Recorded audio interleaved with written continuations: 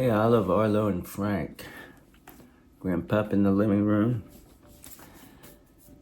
And it's beginning to look a lot like Christmas. Christmas 2025. Grandmother decorated the house today. But we're going to look at the Israelites sending spies in to the land that God has promised them.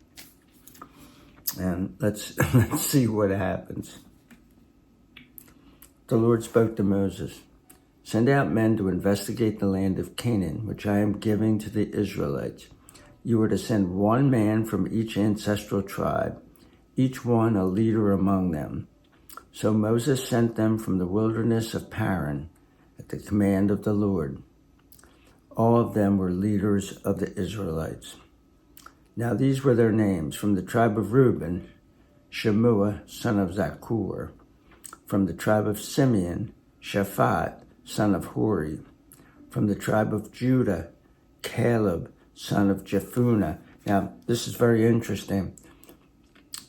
There are a lot of people that believe that Caleb was actually a Gentile from the mixed multitude. And that, and the reason is because his name means dog in Hebrew. So nobody would name their son dog. But anyway, from the tribe of Issachar, Eagle, son of Joseph. From the tribe of Ephraim, Hoshea, son of Nun. From the tribe of Benjamin, Palti, son of Raphu. From the tribe of Zebulun, Gadiel, son of Sodi. From the tribe of Joseph, namely the tribe of Manasseh, Gadi, son of Susi. From the tribe of Dan, Amiel, son of Gamaliel. From the tribe of Asher, Sether, son of Michael. From the tribe of Naphtali, Nabi, son of Vopshi. From the tribe of Gad, Guel, son of Maki. These are the names of the men whom Moses sent to investigate the land. And Moses gave Hoshea, son of Nun, the name Joshua. So we are meeting a couple people here. I don't think we've run into them before. In Exodus and Leviticus, maybe we did, maybe we didn't, but Joshua and Caleb, they're going to be the ones who take over from Moses and Aaron.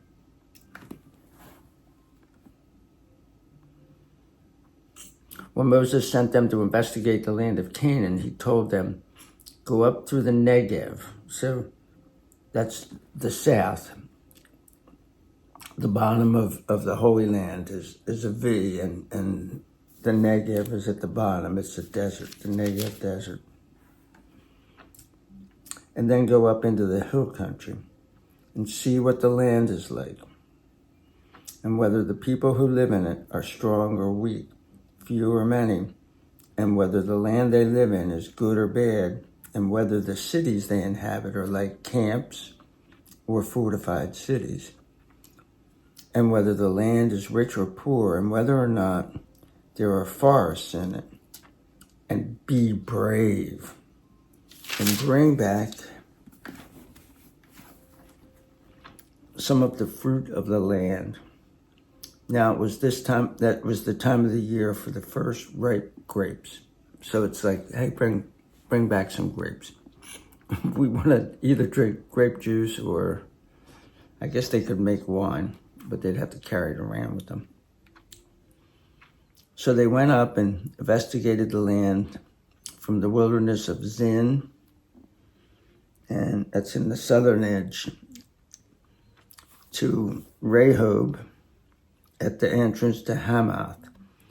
When they went up through the Negev, they came to Hebron, where Ahiman, Shishai, and Talmai, descendants of Anak, were living. Now Hebron had been built 7 years before Zoan in Egypt. So Zoan, let's see,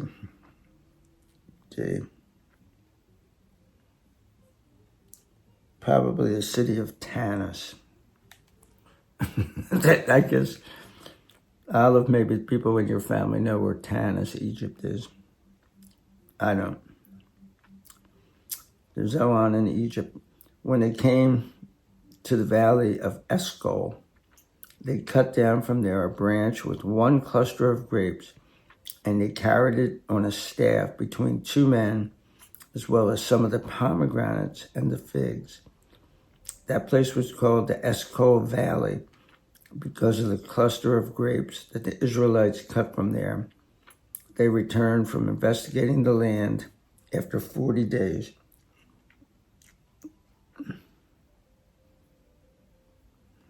So, no, it's a wadi. So this Eshcol is a wadi, which means it's a dried up river or creek bed out in the desert. So every once in a while it flows with water, but usually it's dry.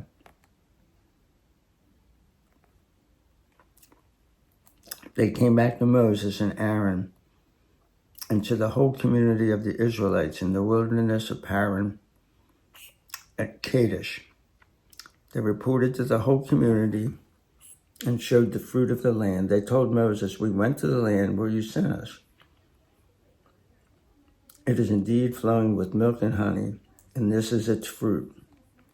But the inhabitants are strong, and the cities are fortified and very large. Moreover, we saw the descendants of Anak there. The Amalekites live in the land of the Negev. The Hittites, Jebusites, and Amorites live in the hill country, and the Canaanites live by the sea and along the banks of the Jordan."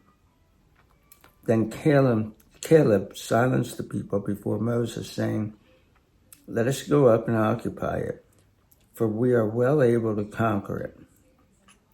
So God sent them in with a promise that he had already given them, that the land was theirs. But he sent them in, and he knew what was going to happen. But out of 12 guys, one guy goes, "Yeah, we can take them." And 11 guys went, "Ooh, no." But the men who had gone up with him said, "We are not able to go up against these people because they are stronger than we are." Then they presented the Israelites with a discouraging report of the land they had investigated, saying, "The land that we passed through to investigate is a land that devours its inhabitants. All the people we saw there are of great stature. We even saw the Nephilim, the descendants of Anak." And so the descendants of Anak came from the Nephilim. These are giants. I should have mentioned that as they saw them when they first got in there, the descendants of Anak.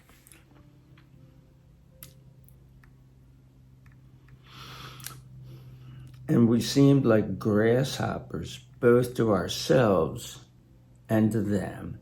So they're human beings, and we're so small compared to them that we're grasshoppers. Sounds like hyperbole to me. Anyway, we're going to see how the children of Israel react to the report of the spies. It just gets better. Peace out.